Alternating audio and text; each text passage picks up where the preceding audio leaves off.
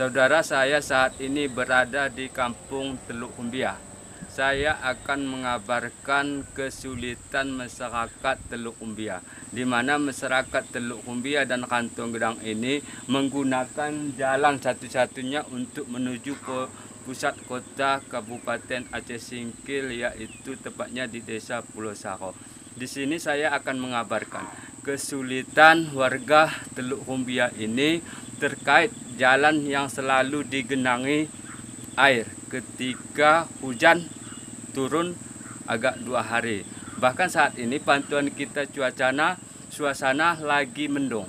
Oke, kita teruskan untuk mantau badan jalan tersebut sekitar 200 meter.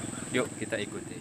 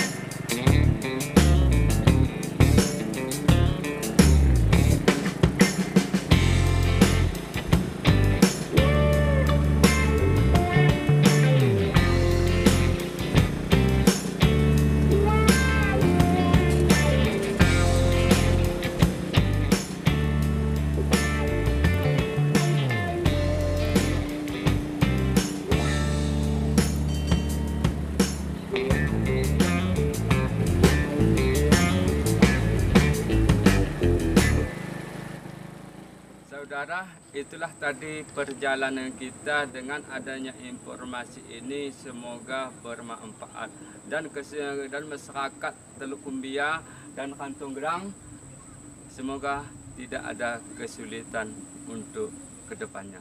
Terima kasih.